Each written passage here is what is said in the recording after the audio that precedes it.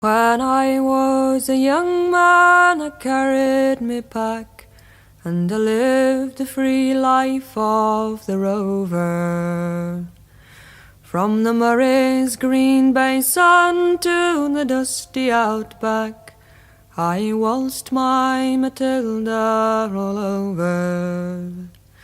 Then in 1915 the country said, "Son, it's time to stop rambling, there's work to be done." And they gave me a tin hat and they gave me a gun, and they sent me away to the war. Hi, my name's Mic Whitty, and in 2015 I set off on a 30-year bike ride to cycle to every cemetery in the world where a Commonwealth, World War I or World War II service person is buried. So I set off from England, I cycled out to Gallipoli, then back all through Europe. Then last year I came across Canada, and now, in the 9th year of my 30-year ride, I find myself in Curry on the beautiful island of King Island, Tasmania. So having cycled up the east coast of Tasmania and knowing that Curry Cemetery was on my list, I thought I would put a post out onto the King Island Community Facebook page, and within 1 hour of posting, Eastern Line Shipping's got in touch and offered to put me on the cargo ship across. So after a week of bad weather, I eventually got here a few days ago, and Sonia Louis at Green Ponds very kindly put me up for the week that I'm here.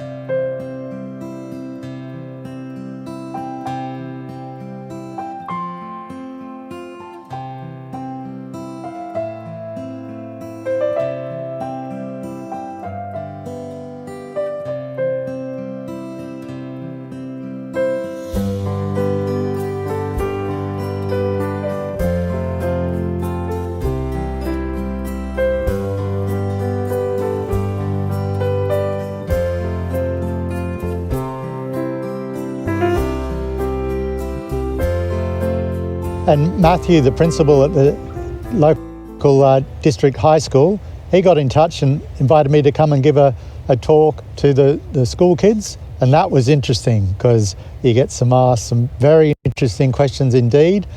Mainly, what's the longest I've gone without a shower, which is probably a lot longer than it should be. But it was great talking to the kids, and I really enjoyed that. And then after talking to the school kids, I popped into the studio, King Island Radio, and had a very nice chat with them.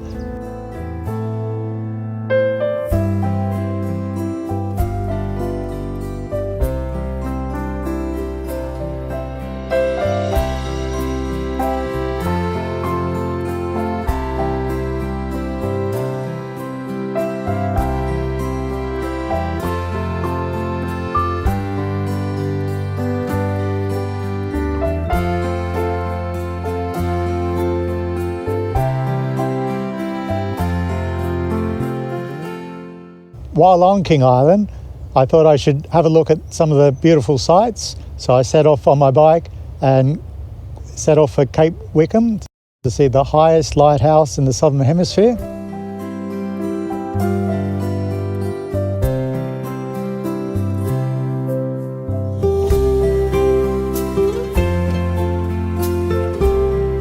And along the way, I was able to call in at the Recaro Community Hall, which is just a fantastic community hall, and then I continued on my way. It was pretty windy on the day, but I managed it.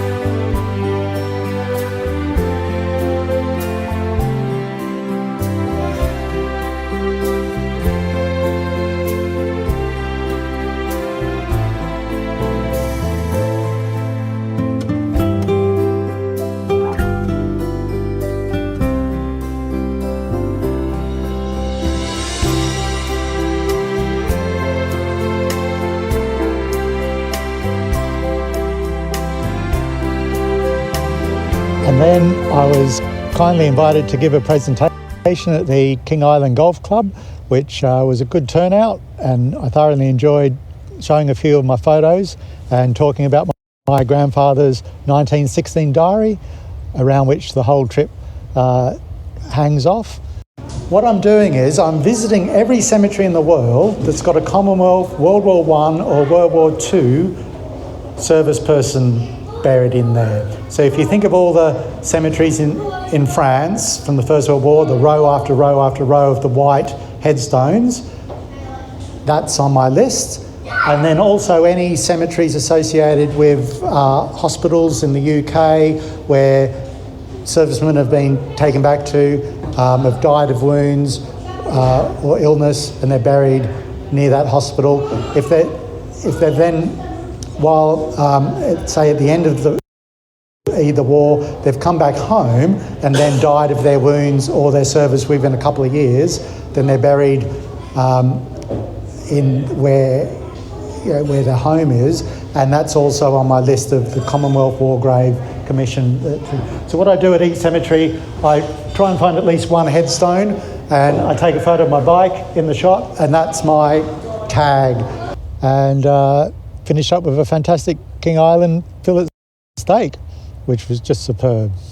I knew even before arriving here that this would be a special place for me in my trip around Australia, and it's by far the most friendliest place I've come across. And although I'd like to stay for a lot longer than I am, I'm heading off tomorrow for Stanley, so back down to Grassy Harbour, onto the cargo freight ship, then heading to Devonport, back over to the mainland, up the east coast, and another 21 years of cycling ahead of me. But I do have coming back to Tasmania to look forward to. Waltzing Matilda, waltzing Matilda, ooh, come a waltzing Matilda with me.